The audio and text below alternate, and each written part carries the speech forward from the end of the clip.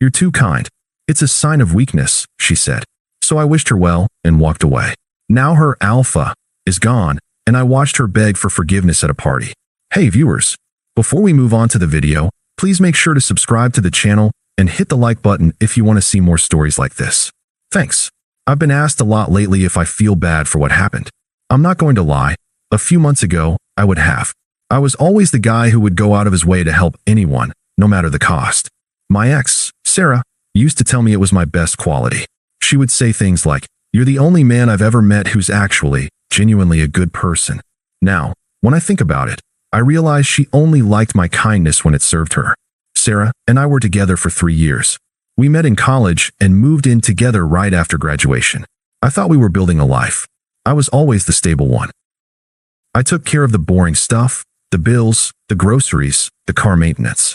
I'd come home from my job, and while she was out with her friends, I'd be cooking her favorite pasta from scratch because I knew she was stressed about her new job. I even passed on a promotion at work that would have meant relocating because I didn't want to disrupt the life she was building here. I sacrificed because that's what you do for the person you love. I gave her everything and never asked for anything in return. And that's where the problem started. My kindness, my stability, my loyalty, they became a liability in her eyes. It was a slow drip of criticism. At first, it was little comments, like when I held a door open for a woman carrying groceries. "Why are you always so helpful?" she'd say, with a tone that wasn't a question, but an accusation. Or when I decided to take a safe, predictable job with great benefits instead of pursuing a risky startup. "You're so passive, Liam. You never take risks. You're just safe." I tried to talk to her about it. I told her that my passiveness was just me being thoughtful and considerate, not wanting to put her at risk. She just rolled her eyes and said, "There's a difference between considerate and boring." A few months ago, she started going out more, not with her old group of friends, but a new, flashy crowd from her job. One night, she came home really late, smelling of expensive cologne I didn't recognize. The next morning, she was different. Her eyes were hard, and the way she looked at me was completely devoid of the warmth I was so used to. I tried to make her breakfast, but she pushed the plate away. She sat down at the table, her phone buzzing with a new message, and looked at me. It was the coldest I had ever seen her. "We need to talk," she said, her voice flat. My stomach dropped. I knew what was coming. It wasn't the way she said it, but the way she didn't say anything else. I sat down across from her, just listening. "I can't do this anymore, Liam," she said, tapping her nail on the table. "I'm not happy. I need something more. Something with an edge. A guy who takes what he wants." My heart was in my throat, but I kept my voice steady. "What are you talking about, Sarah?" She laughed, a short, bitter sound. "Don't pretend you don't know. I'm with Mark now. He's an investment banker. He just bought a new Porsche. He lives on the top floor of a high-rise downtown. He's a man who understands what it means to be a man." My head was spinning. Mark. She had mentioned him before. "Just a friend," she had said. "You've been seeing him?" She nodded, not even bothering to look ashamed. "For a while. It's what I needed. He's not afraid to be who he is. He's a leader. He's not going to hold a door open for me. He's going to open it, and then I'm going to get in the car." So all of this, the past 3 years. What was that?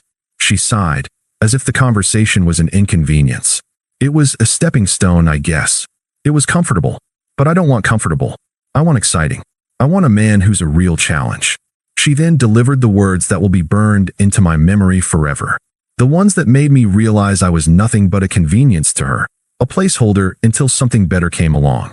"Honestly, Liam," she said, looking me dead in the eyes, "you're just too kind. It's a sign of weakness. And I'm not with a man who is weak." That's it. That's the line. I felt the floor drop out from under me, and for a second, a flash of white-hot anger shot through my veins. The man she was with, the alpha, was an investment banker who lived in a high-rise. I was the guy who fixed her leaky faucet, who went to her family's awful dinners, and who held her when she cried about a bad day. My weakness was the foundation of our life, and she was tossing it aside for a shiny new toy. But I didn't say any of that. The anger was quickly replaced by a profound, hollow calm. A silence so deep I could hear my own thoughts, clear and cold. I looked at her, really looked at her, and saw a stranger. Her face, which I had memorized over 3 years, was now just a mask of selfishness and indifference. She was a performance, and I was just the audience she had gotten tired of. The funny thing is, a few weeks before, I had been offered a promotion. It was a transfer to another city, nothing dramatic, just a new branch with a bigger team and a significant pay bump. I had turned it down because she had just started her new job and I wanted to be there for her. I wanted to be a good partner. Now, I saw how much of a fool that made me. I stood up slowly, walked to the kitchen, and put the cold, untouched plate of breakfast in the sink. The silence in the room was thick. She was waiting for me to yell, to beg, to cry. That's what she expected from the weak guy. She probably had a whole speech prepared for my inevitable emotional outburst. But I refused to give her the satisfaction. I just looked at her, a faint, polite smile on my face. A smile that didn't reach my eyes, a smile that said, "You are a problem I am no longer interested in solving." "I understand," I said, my voice steady. "I wish you well, Sarah." Her smug expression faltered for just a second. She probably expected me to ask where she was going to live, how we would split our things, something, anything. I gave her nothing. I didn't acknowledge her cruelty or the new guy or the gaping hole she just tore in my life.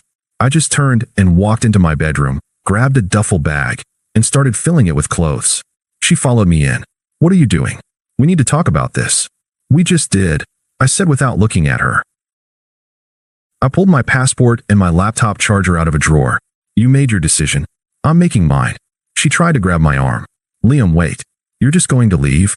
I looked at her hand on my arm and then looked at her. My expression was blank. "What did you expect?" I asked, my voice a whisper. "You said I was a stepping stone. You're a problem I no longer have to deal with. I wish you well. Now please, let go of my arm." She dropped her hand like it was a hot coal. I walked out of the apartment, the keys still in my pocket. I didn't look back. I got in my car and drove. I drove and drove until I was far away, until her life and all the memories we had built were just a speck in the rearview mirror. I went to a hotel, called my boss, and told him I was ready for that transfer. For the first time in a long time, I was completely alone. But I wasn't scared. All I felt was a vast, liberating silence. I knew she was expecting me to call, to text, to come crawling back. I gave her nothing. I blocked her number, her social media, and every single one of her friends. I disappeared. The man she was with saw my kindness as a weakness, but in that moment, my kindness was the one thing I held on to. I refused to let her selfishness turn me into something I wasn't. She had made her choice. Now I would make mine. The first few weeks in the new city were a strange mix of emotions. I was free, but I was also alone. The silence in my new apartment was deafening, a stark contrast to the life I had left behind. I kept expecting a text, a call, a panicked voicemail. Nothing. I was a ghost. I leaned into it. I focused on my new job, which was challenging and rewarding. The work was demanding, but for the first time in years, I was working for myself, for my future, not for some shared vision that was never really mine to begin with. I spent my evenings running, pushing myself further each day. I got into the best shape of my life. I had no one to cook for, so I started experimenting with new dishes just for myself. I got a small dog from a shelter. Her name is Penny. She's a scruffy terrier mix with a heart of gold. I come home from work, and she'd be there, tail wagging, and for the first time in a long time, I felt like I was home. My friends from back home, the ones I had blocked, weren't talking to me. I heard through a mutual friend, one I hadn't blocked but rarely spoke to, that they were all taking Sarah's side. They thought I was the cold, unfeeling one for just leaving. They bought her story, that she had been suffering in a boring relationship and that I had been stifling her growth. She was the victim, and I was the cruel villain who abandoned her. I didn't try to defend myself. I didn't correct them or tell them the truth. I just let them believe whatever they wanted. It was liberating to not have to care. About 3 months after I left, I got the first signs that things weren't going so well for her. My friend, Mark, who was still in the old city, texted me out of the blue. He didn't know the full story, but he was a straight shooter. "Hey man, I heard some crazy stuff about Sarah and that new dude," he wrote. I just responded, "I'm good, man. Hope you are too." He wrote back, "Nah, dude, this is wild. I saw them at a bar last week." He was screaming at her, calling her a gold digger. He threw a drink in her face and walked out. She was just sitting there, crying, with all her friends looking at her. I read the text, and I felt nothing. No satisfaction, no pity, just a kind of sad confirmation. My kindness was a weakness, but his strength was just his cruelty, and she was getting a full dose of it. Then, the messages started. Not from Sarah, but from her friends. First, from Jessica, her best friend. Jessica, hey, Liam, it's Jessica. Sarah is going through a really tough time right now. I know you guys didn't end on the best terms, but she could really use a friend. Mark was a real piece of work. I read it and deleted it. No response. A week later, another one. This time from her cousin, Lisa. Lisa, you know, for someone who always talks about being such a good person, you're being a real jerk right now. Sarah just lost her job, and Mark left her with a ton of debt. She's alone, and she feels like she has no one. You owe her a chance to explain. I blocked Lisa. The attempts became more desperate. They weren't just asking for my help. They were trying to guilt me into it. My kindness was now the weapon they were trying to use against me. It didn't work. I felt absolutely nothing for her. The person I knew was gone. She was a different person, someone I didn't know and didn't care to. I was a different person, too. I was no longer the guy who would drop everything to help someone who used and discarded him. About a month later, I got a call. It was Sarah's mom. My stomach tightened a little, but I answered. Liam? It's Carol. Oh, I'm so glad you picked up, she said, her voice dripping with the fake sweetness she always used when she wanted something. I know things are difficult, but Sarah is in a really bad place. She's been so depressed since Mark left her. She knows she made a mistake. She's been saying how much she misses you, how you were always so good to her. I listened to her go on, but I wasn't really hearing her words. I was hearing the echoes of all the times she had let Sarah get away with her selfish behavior. She had enabled this. Now she was calling me to fix it. Carol, I interrupted, my voice calm. I don't know what you want me to say. I wish Sarah the best, but I can't help her. My life is here now.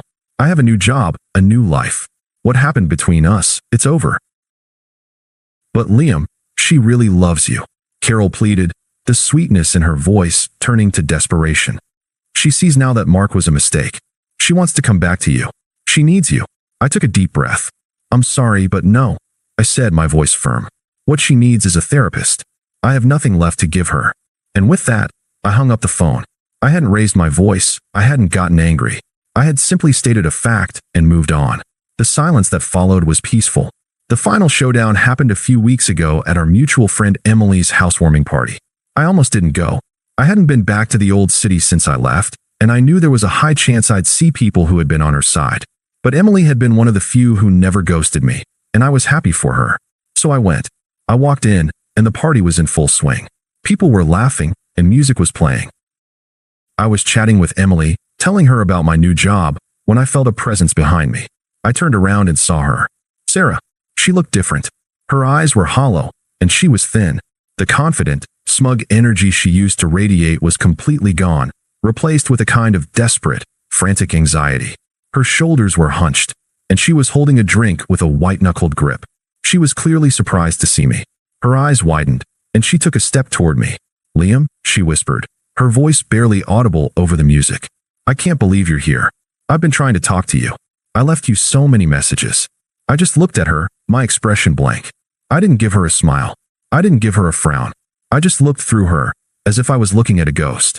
I know, I said. I got the messages. I'm so sorry, Liam. I was so stupid, she said, her voice cracking. Mark, he wasn't who I thought he was. He was a monster. He used me. He said I was a loser, a stupid girl who couldn't take care of herself. He called me weak, Liam. He said I had no drive. He left me with nothing. She started to cry. The sound of her crying, which once would have sent me into a panic, now just felt like background noise. I felt nothing. No anger, no sympathy, just a sense of finality. I miss you, she continued, her voice growing more desperate. I miss us. I miss who you were. The way you took care of me. The way you always had my back. I need you. I'm so alone. I took a sip of my drink, my eyes scanning the room. I saw Emily looking at us from across the room, giving me a supportive nod. I saw my friend Mark, the one who had told me about her downward spiral, just watching from a distance. I turned back to her.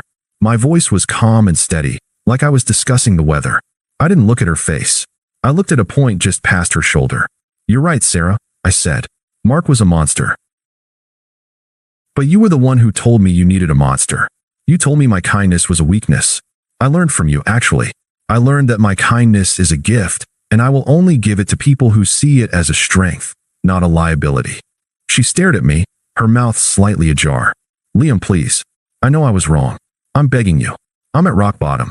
I finally looked her in the eyes. I gave her the same faint, polite smile I gave her the day I walked out. It was a smile that didn't reach my eyes. That part of my life is over, I said. The person you're looking for doesn't exist anymore. I'm not that guy. That guy would have felt sorry for you right now, but I don't.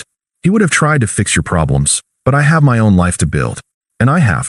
I gestured around the party with my hand. Look around, Sarah. I'm happy here. My life is good. You're not a part of it, and you never will be again. I wish you well. I took a final sip of my drink, set the glass on a nearby table, and walked away. I didn't look back. I didn't feel anything. I felt like I was closing a book I hadn't read in a long time. I just left her there, in the middle of a room full of people, alone with her consequences. My kindness was no longer a weakness. It was a wall. Thanks for watching. Make sure to subscribe to the channel and hit the like button. What do you think about this story? Share it in the comments.